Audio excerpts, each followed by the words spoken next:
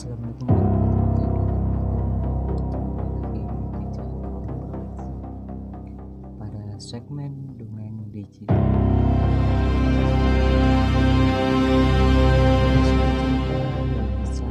saya akan membawakan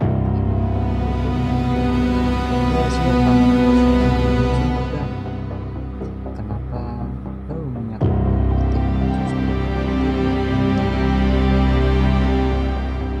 Sebelum lanjut ke ceritanya, tekan dulu tombol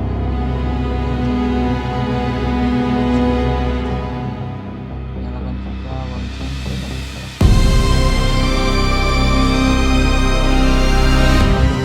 kali ini langsung saja kita masuk ke ceritanya. Sungguh senang Anda memilih malam ini untuk beristirahat di sini bersama dengan suara saya yang akan menemani perjalanan ini menuju gelap. Saya tahu perjalanan seharian tadi pasti melelahkan, ya. Pikirkan semua hal yang sudah Anda lakukan sejak matahari terbit. Begitu banyak putusasaan, begitu banyak energi yang terkuras, begitu banyak informasi yang harus diproses oleh otak Anda yang luar biasa itu. Tidak perlu beberapa sukses hari Anda atau seberapa menantang hari Anda.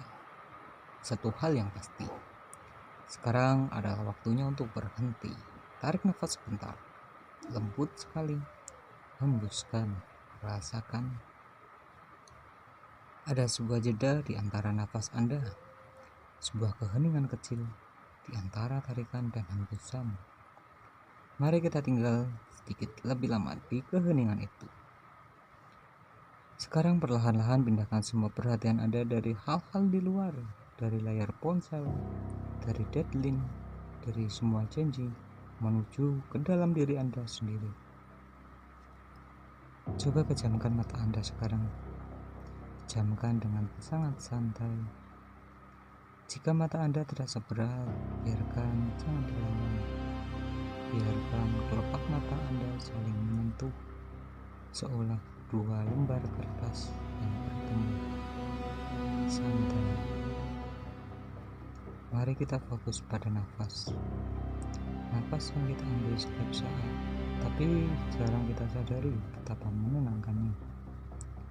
Tarik nafas yang dalam, sangat dalam, lewat hidung. Rasakan udara yang masuk, udara malam yang sejuk. Rasakan ia mengisi dada dan perut Anda.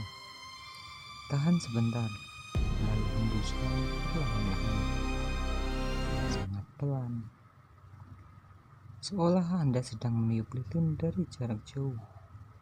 Hembuskan semua sisa ketenangan yang menempel di punggung Anda, di bahu Anda. Lagi, mari kita lakukan bersama. Tarik nafas, hitungan sampai 4 dalam hati. 1, 2, 3, 4. Tahan sebentar, lalu hembuskan perlahan. Keluarkan semua keramaian dalam pikiran Anda. 1, 2, 3, 4, 5, 6.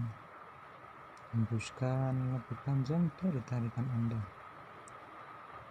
Ini adalah proses pelepasan nafas. Setiap kali Anda menghembuskan nafas, Anda melepaskan satu kekhawatiran. Malam ini kita akan melakukan sebuah perjalanan imajinasi. Sebuah perjalanan yang mungkin terdengar aneh, tapi justru akan membawa kita pada rasa aman yang paling murni.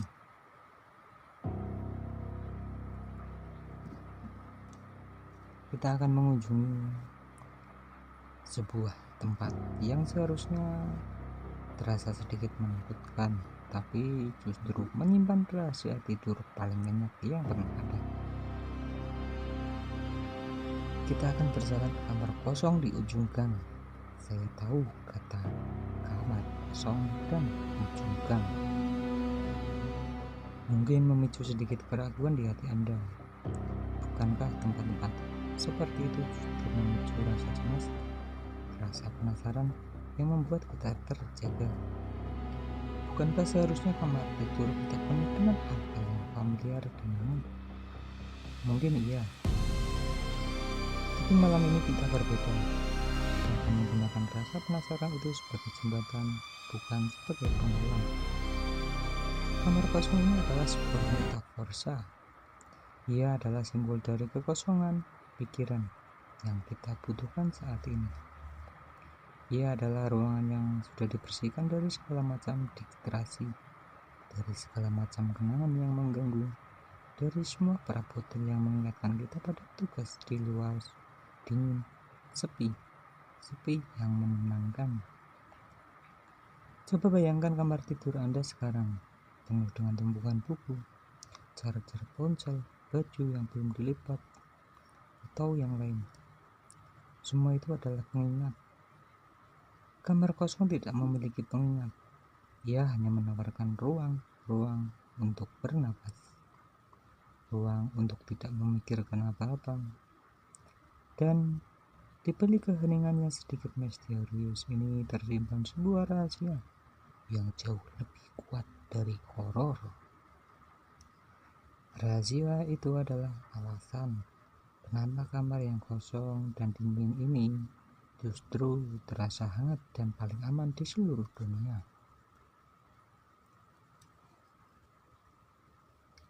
Rahasia itu terletak pada sebuah bau yang sangat khas, sangat Indonesia dan sangat nenek. Bau yang, percaya atau tidak, terbukti secara ilmiah mampu menenangkan sistem saraf dan mengembalikan kita pada memori kenyamanan tertinggi. Apa bau itu? Saya akan mengungkapkannya perlahan, tapi sebelum itu coba Anda pejamkan mata Anda lebih erat lagi. Rasakan kelopak mata Anda sudah aman di sana. Kita akan menggunakan rasa penasaran ini hanya sebagai teman dan sebagai pemicu otak kita. Rasa ingin tahu Anda hanya akan membawa Anda ke biarkan saja, izinkan diri Anda untuk mengambang. Dengarkan suara saya yang perlahan akan membawa Anda mendekati kamar kosong itu. Kamar kosong, namun ironisnya akan menjadi kamar paling penuh dengan rasa aman yang pernah Anda tinggali. Kita akan berjalan ke sana sebentar lagi, tapi jangan terburu-buru. Mengganti keheningan yang sudah kita ciptakan ini. Tarik nafas lagi, hitungan perlahan dan hembuskan dengan panjang.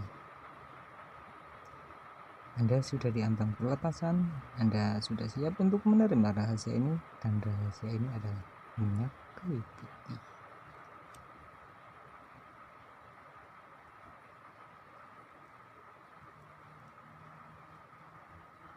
Coba bayangkan lagi, malam sudah sangat larut. Angka di jam dinding sudah tidak penting lagi. Di luar, suara kota yang menyengat, suara-suara jangkrik kalau di desa. Hanya ada keheningan yang tebal membungkus seluruh lingkungan. Anda sedang berada di depan sebuah gang kecil. Gang yang mungkin tidak pernah Anda perhatikan siang hari. Anda mulai berjalan perlahan. Rasakan langkah kaki Anda yang perlahan. Lantai gang itu dingin. Anda bisa mendengar sedikit suara sandal Anda yang bergesek dengan aspal. Suara itu adalah satu-satunya ritme yang lambat dan damai. Di kanan kiri gang ada melihat bayangan pohon-pohon.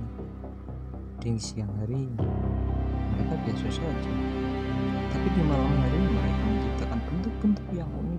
Namun Anda tidak takut. Kenapa? Karena Anda tahu Anda sedang dalam misi yang damai, misi mencari kehangatan. Anda berjalan terus hingga sampai dan di sana berdiri sebuah rumah kecil yang menjadi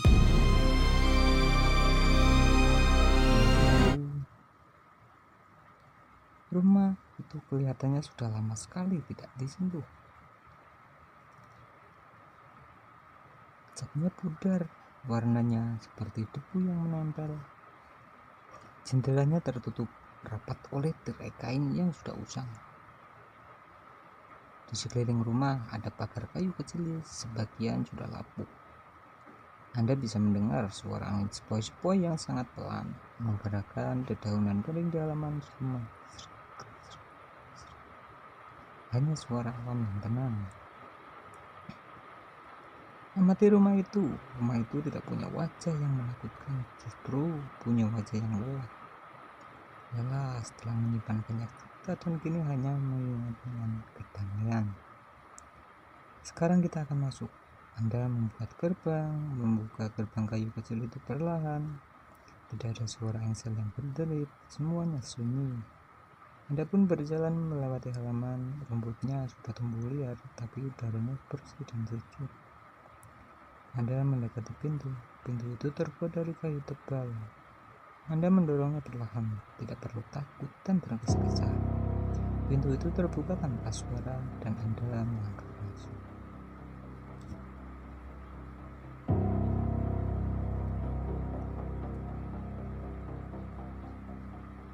Udara di dalam rumah ini berbeda. Udara dalam sejuk dan statis, hangat. Udara di sini sudah lama, tapi ia tidak terasa pengap. Justru terasa seperti udara yang sudah disaring dari segala macam kekacauan dan kebisingan dunia luar. Anda sekarang berada di dalam kamar kosong itu. Kamar itu luas.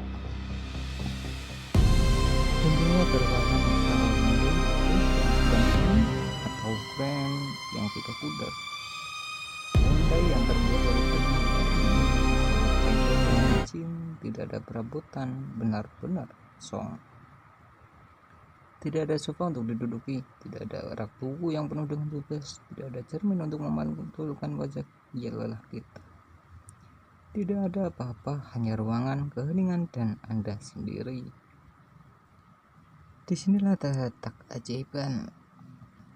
Ruangan yang kosong ini yang seharusnya memicu rasa tidak nyaman, justru memberikan Anda ruang bernapas yang maksimal. Pikirkan coba. Beberapa banyak kamar di hidup Anda yang penuh benar-benar kosong. Kamar kita biasanya penuh dengan pengingat akan kewajiban kita. Kamar ini tidak. Ia adalah pelarian sempurna dari visual noise. Ia adalah kanvas putih di mana pikiran Anda bisa beristirahat tanpa harus memproses apapun. Coba bayangkan Anda berdiri di tengah-tengah keheningan ini. Tidak ada suara, kecuali suara napas Anda sendiri yang perlahan mulai melambat. Anda bernapas dengan lega. Mengapa kamar kosong di ujung gang ini terasa begitu aman? Ya, karena tidak menuntut apa-apa dari Anda. Ia tidak meminta Anda untuk merapikan, untuk menyelesaikan, atau untuk berjuang. Ia hanya meminta Anda untuk berada. Namun, ada sesuatu yang hilang dari kondisi kosong itu.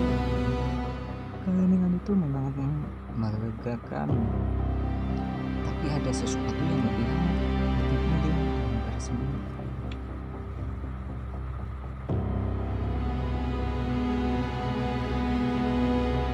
Di balik keheningan dan kekosongan ini,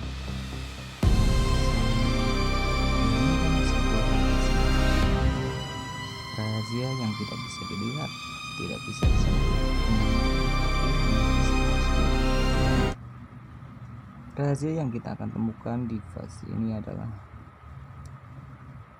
rahasia yang akan menghubungkan kekosongan kamar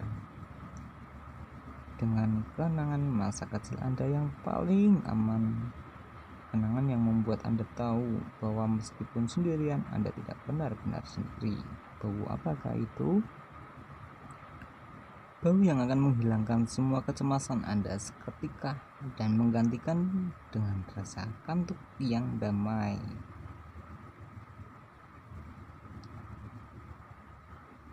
Aroma yang sangat familiar, sangat khas. Perlahan aroma itu mulai memenuhi hidung Anda. Aroma yang seolah-olah sudah tertidur dan kini dibangunkan oleh keheningan malam. Aroma yang sedikit pedas, sedikit tajam, namun anehnya sangat hangat dan bersih. Ya, itu adalah minyak kayu putih.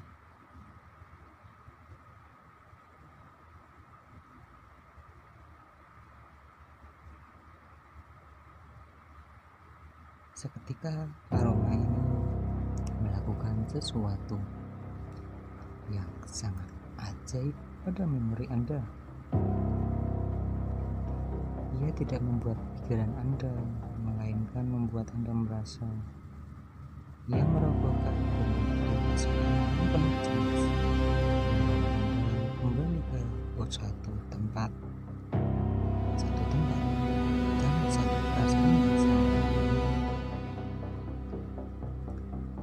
Perasaan saat Anda benar-benar dirawat. Anda bukan lagi seorang dewasa yang memegang smartphone dan menjalankan. Anda sekarang adalah anak kecil yang sedang sakit. Mungkin teman, mungkin tubuh Anda terasa lemah, lemas, dan sedikit keras, nyaman, tapi berasa. Meskipun tubuh Anda sedang tidak baik-baik saja, Anda merasa aman. Anda terbaring di ranjang, bukan ranjang mahal, tapi ranjang yang terasa paling aman di dunia. Mungkin ranjang itu sempit, mungkin dengan selimut tebal yang ditarik hingga ke dahi. Di samping Anda ada seseorang yang duduk menjaga. Itu bisa nenek atau ibu, atau sosok yang Anda percaya ayah. Sosok itu tidak berbicara banyak, kehadiran mereka saja sudah cukup. Dengarkan suaranya, bukan suara nasihat atau perintah, tapi suara yang menenangkan. Suara nafas mereka yang teratur di kegelapan malam. Mungkin suara tapak tangan mereka yang lembut saat membalikkan badan Anda. Lalu tangan itu bergerak mengambil botol kecil berwarna bening. Anda tahu apa isinya? Itu dia, minyak kayu putih. Dengarkan baik-baik suara ini. Suara tutup botol yang dibuka perlahan. Suara itu bukan suara mengagetkan, melainkan suara ritual. Suara yang berarti perawatan akan segera dimulai. Kamu akan baik-baik saja.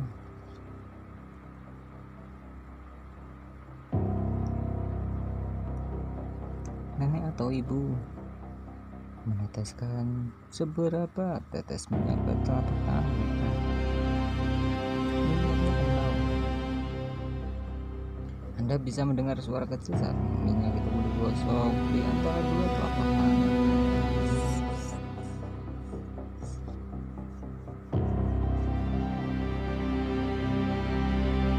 Gesekan itu yang lembut menciptakan panas, dan kemudian tangan hangat itu menempelkan kulit Anda.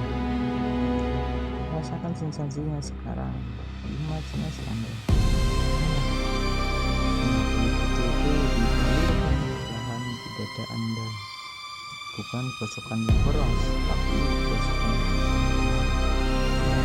tangan itu bergerak perlahan, memutar, memastikan setiap sentik kulit Anda mendapatkan kehangatan itu. Kemudian di punggung, di area tulang belakang.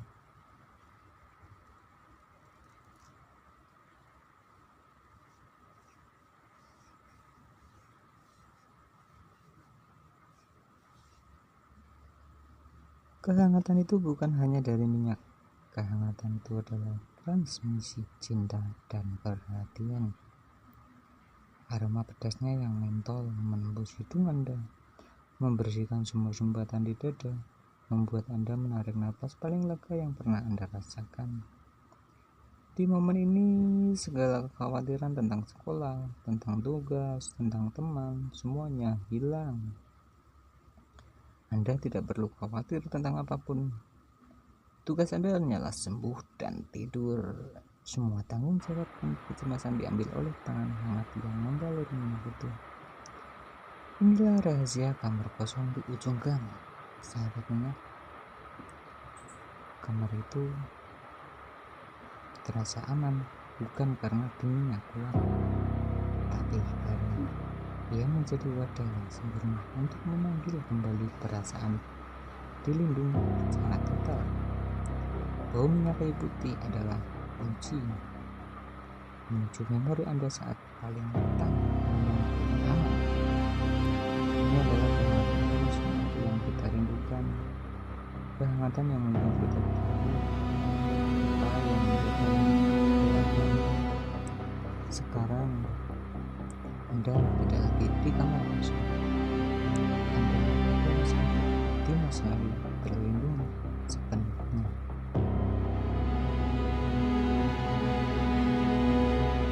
Anda sudah hangat, Anda sudah longgar,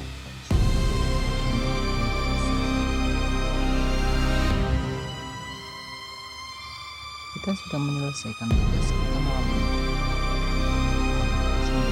Yang sudah menampung semua kekacauan visual. Aroma minyak kayu putih sudah mengembalikan rasa aman yang paling murni.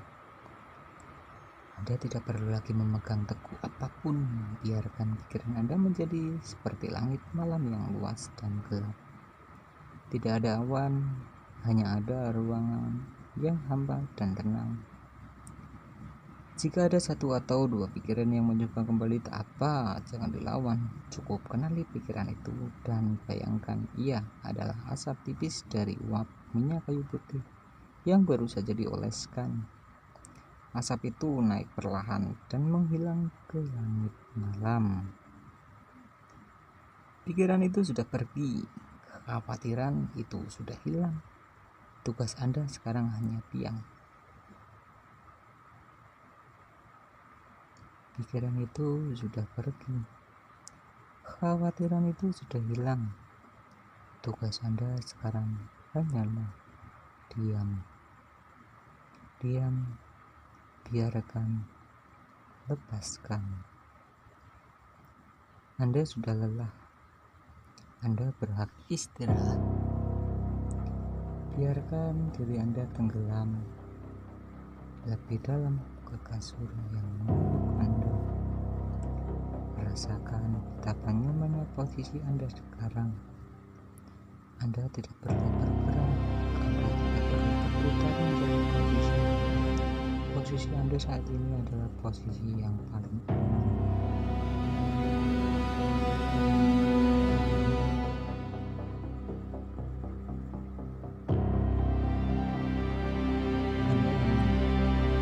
Anda dijaga. Tangan yang penuh kasih dari memori masa kecil itu masih melindungi Anda dari kegelapan.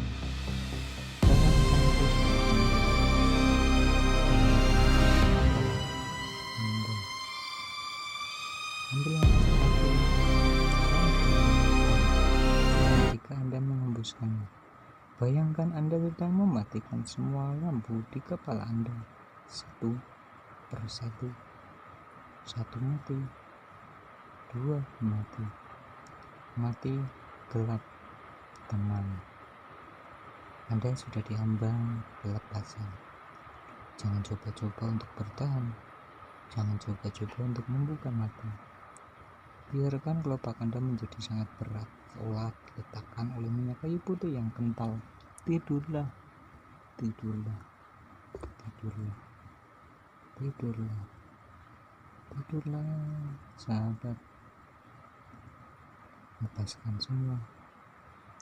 Tidurlah, semua aman. Tidak ada lagi yang harus dilakukan. Tidurlah. Anda sudah sangat lelah. Tidurlah, lanjutlah. Saya akan berhenti bicara sekarang.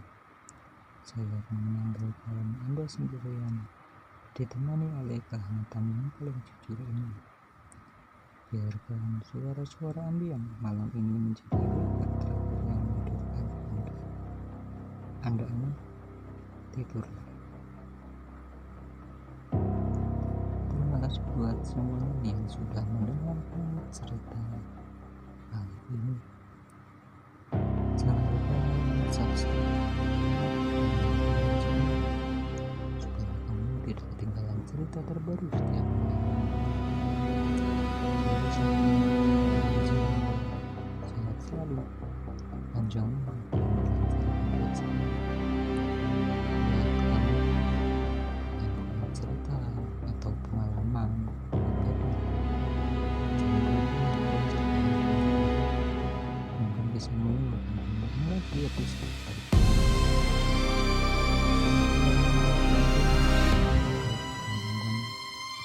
Minyak kayu putih.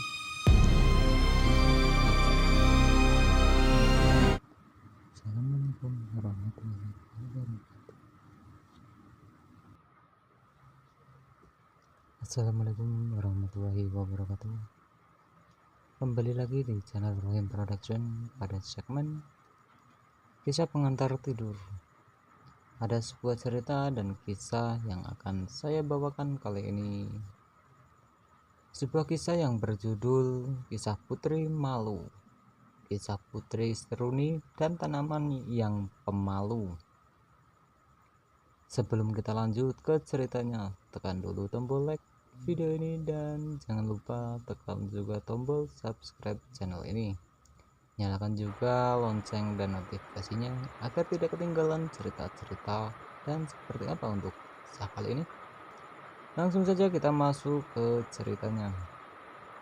Oke teman-teman, buat yang mau cari tanaman hias bisa cek di keranjang produk. Terima kasih.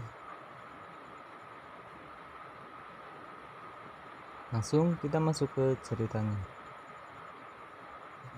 Dahulu kala di negeri yang membentang subur di lereng bukit, berdiri megah sebuah kerajaan bernama Kerajaan Pancawarna. Dinamai demikian karena letaknya yang tepat di kaki gunung Pancawarna, berapi purba yang puncaknya diselimuti 5 corak warna berbeda, melambangkan kemakmuran dan keragaman hati rakyat. Di bawah naungan Raja Bayu dan Ratu Kemuning, kerajaan ini hidup dalam kedamaian dan kelimpahan harta. Istana mereka yang terbuat dari batu andesit berwarna bening dikelilingi taman-taman yang wanginya selalu terbawa angin hingga ke sisi.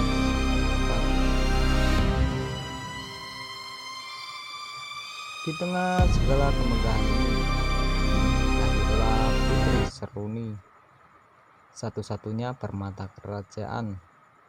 Dan sejak bayi, Seruni sudah memancarkan aura keindahan yang tak tertandingi. Seiring beranjak dewasa, parasnya semakin mempesona, cantik jelita, seolah ia adalah jelmaan dari keindahan alam itu sendiri. Berwajah paras cantik, rambutnya hitam legam, berkilau seperti malam tanpa bulan yang disinari ribuan bintang. Panjangnya menjuntai hingga betis, kulitnya seputih bunga melati yang baru mekar, lembut dan memancarkan cahaya samar. Sementara matanya sepasang mata coklat gelap memancarkan kedalaman dan kepekaan layaknya bintang kejora di waktu fajar. Putri Seruni adalah pusat perhatian yang tidak pernah ia minta. Semua orang yang melihatnya, entah itu menteri kerajaan yang berwibawa, prajurit yang gagah, hingga rakyat jelata yang sesekali berkesempatan melihat dari kejauhan, pasti terkagum-kagum. Sayangnya, kecantikan yang luar biasa itu justru menjadi beban terberat bagi Seruni. Seruni terlahir dengan sifat pemalu yang luar biasa. Malu yang jauh melampaui rasa sungkan atau mungkin canggung biasa. Ini adalah rasa malu yang menyakitkan, yang membuatnya merasa seolah-olah kulitnya terbakar hanya karena sana sepasang mata menatap. Setiap kali ia menyadari dirinya menjadi pusat perhatian, pipinya akan merah, merona pekat, tayangannya bergeming, dan ia akan merasa seperti ingin lenyap dalam dunia.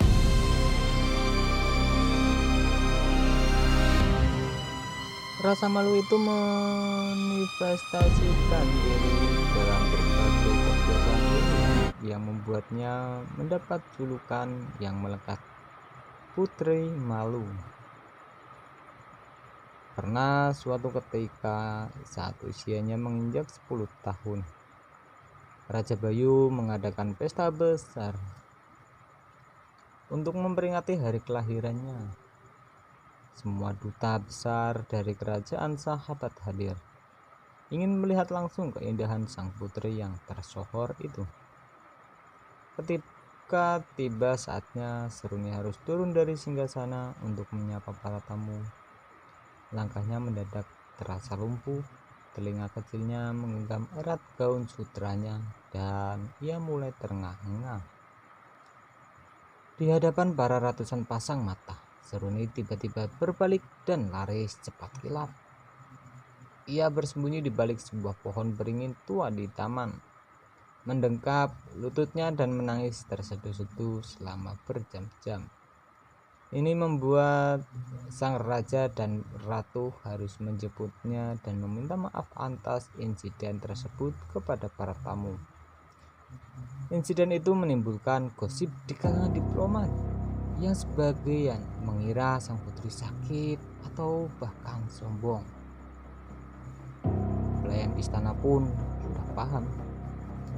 Untuk mengantar makanan, mereka harus meletakkannya di ambang pintu dan mengetuk 3 kali, lalu buru-buru menjauh sebelum Seruni membukanya. Jika Seruni tak sengaja berpapasan dengan kepala menteri di koridor, dia akan langsung menunduk serendah-rendahnya, menempelkan punggung di dinding, dan tidak akan berani mengangkat kepala hingga menteri itu benar-benar berlalu dari pandangannya. Raja Bayu dan Ratu Kemuning sangat menyayangi Seruni, tapi sifat itu membuat mereka sangat khawatir. Bagaimana mungkin kau memiliki kerajaan jika kau bahkan tidak sanggup menatap wajah para rakyatmu sendiri? Tanya Ibunda Ratu Kemuning suatu malam dengan nada sedih.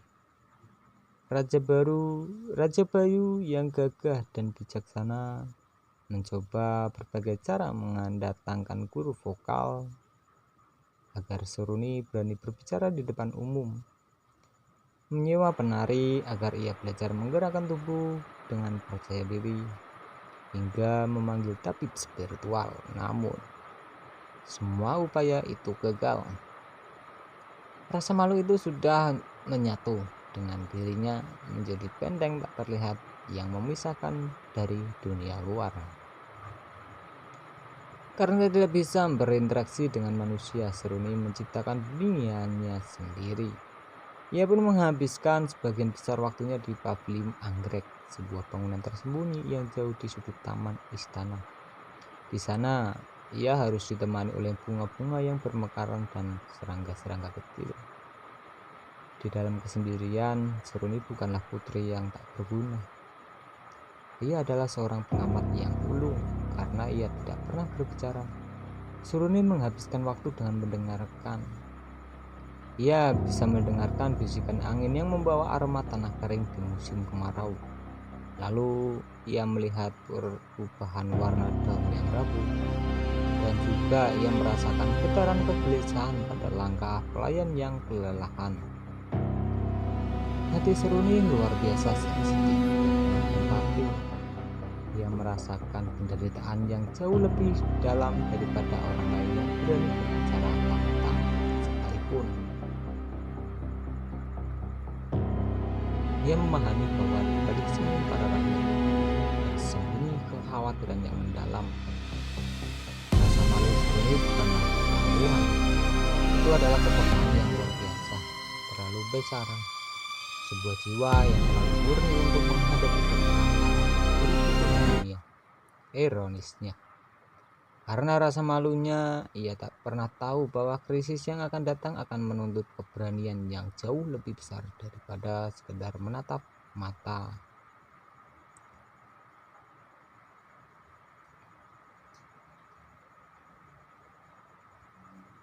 Demikianlah Seruni, putri malu dari kerajaan Pancawarna, terkurung dalam sangkar keindahan dan kepekaan sendiri, tanpa menyadari bahwa takdirnya akan segera membawanya keluar dari persembunyian untuk menghadapi bencana yang lebih besar. Kebahagiaan di kerajaan itu tidak berlangsung lama. Tidak butuh waktu lama setelah pesta ulang tahun yang memalukan itu berlalu. Awan hitam keputusan mulai menyelimuti kerajaan Pancawarna.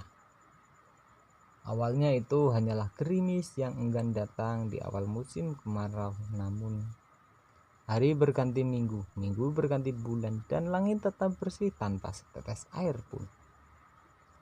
Kekeringan hebat yang belum pernah terjadi sebelumnya perlahan-lahan mencekik leher negeri itu. Sungai-sungai utama termasuk sungai Berlian yang terkenal jernih mulai surut hingga menjadi parit lumpur yang mengering.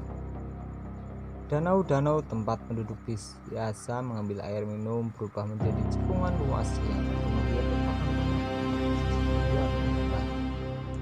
Udara menjadi tebal, panas, dan dipenuhi debu halus yang sangat indah.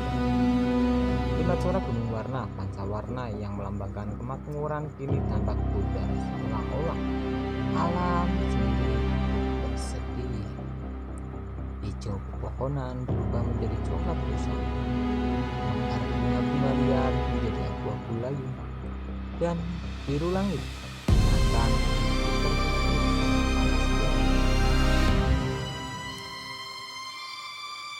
Ayat Pancawarna yang awalnya dikenal riang dan tentram kini berjalan dengan bahu terkulai.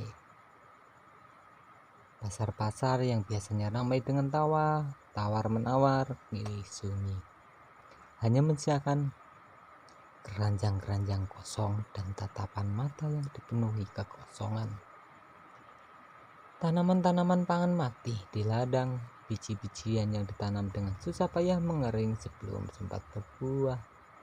Kelaparan mulai menjalar perlahan, menjadi hantu tak terlihat yang menakuti setiap keluarga atau rakyat. Upaya putus asa Raja Bayu yang gagah dan bijaksana merasakan beban penderitaan rakyatnya 10 kali lipat. Ia pun tak bisa tidur setiap malam. Ia berdiri di balkon menghadap ke arah gunung Pancawarna yang kini tampak muram. Dia pun berharap melihat tanda-tanda awan, tetapi hanya ada bulan dingin yang sinarnya terasa mengejek.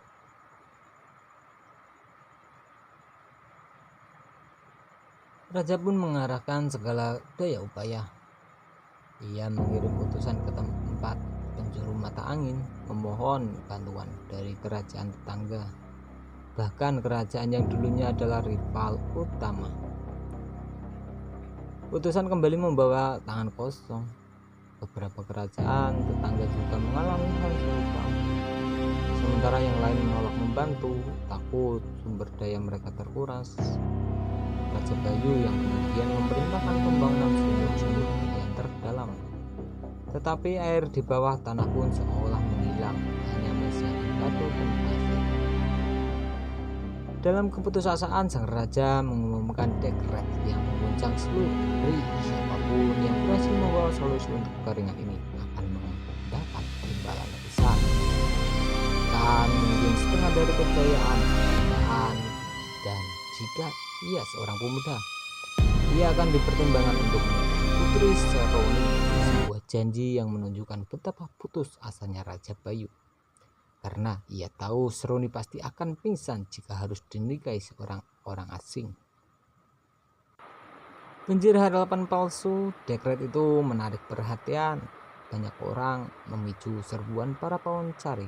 kemasyhuran dari segala penjuru. Namun mereka semua hanya membawa harapan palsu.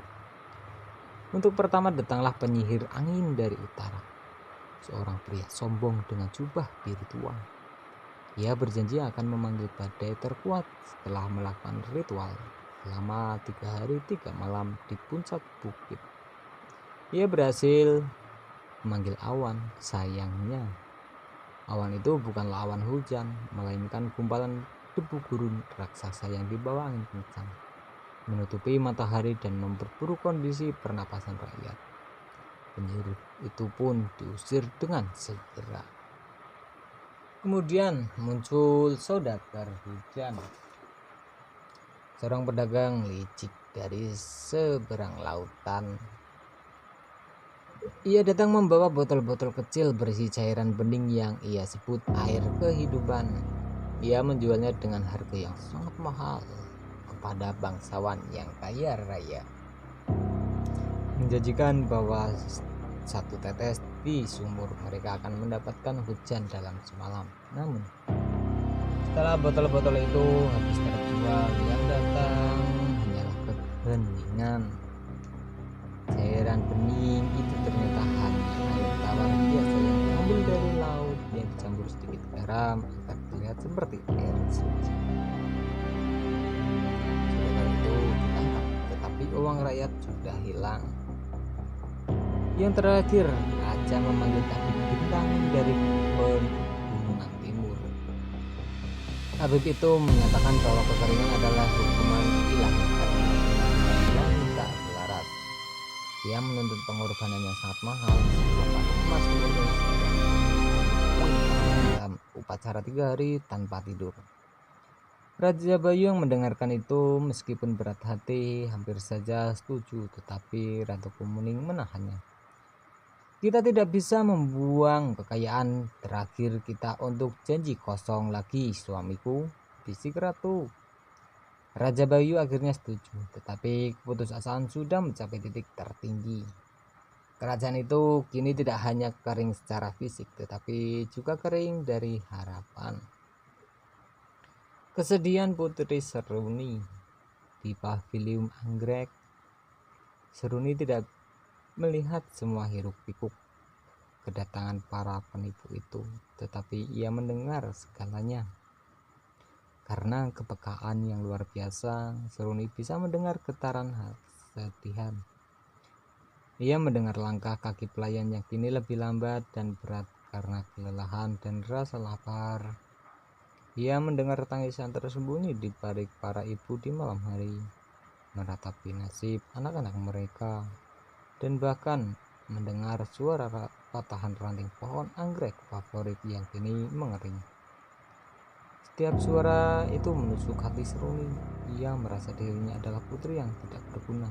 Ia cantik, tapi kecantikannya tidak bisa menghasilkan setetes air. Ia seorang putri, tetapi ia tidak punya keberanian untuk membantu rakyatnya secara langsung. Seruni memandang temannya. Keindahan apa gunanya jika tidak bisa menolong?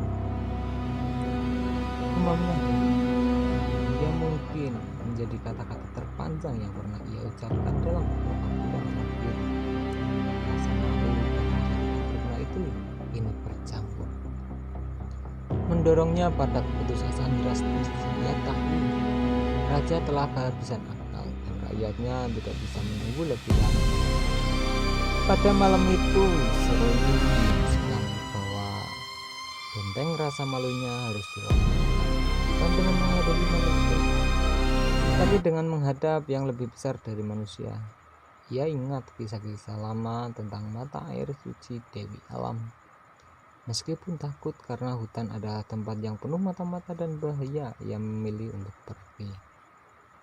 Putri Seruni yang selama ini hanya tersembunyi di istana, mendengar dan menyaksikan sendiri penderitaan rakyat, hatinya yang lembut tak tahan melihat kesengsaraan tersebut. Pada malam itu Seruni mengumpulkan seluruh keberanian. Ia diam-diam pergi sendirian menuju sebuah air mata tua di tengah hutan yang konon dijaga oleh Dewi Alam. tempat yang hanya didatangi oleh mereka yang memiliki niat paling suci. Saat mencari mata air, Putri Seruni berlutut memohon dengan tulus.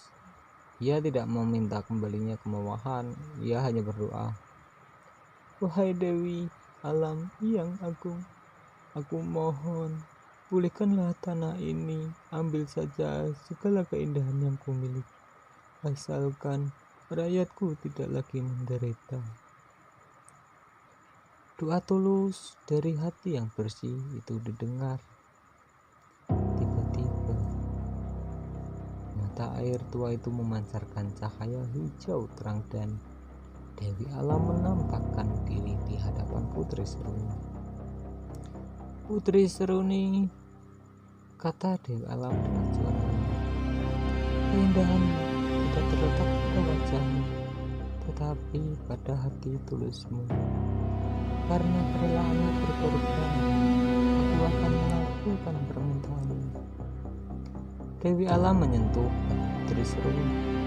Seketika tubuh Putri berubah.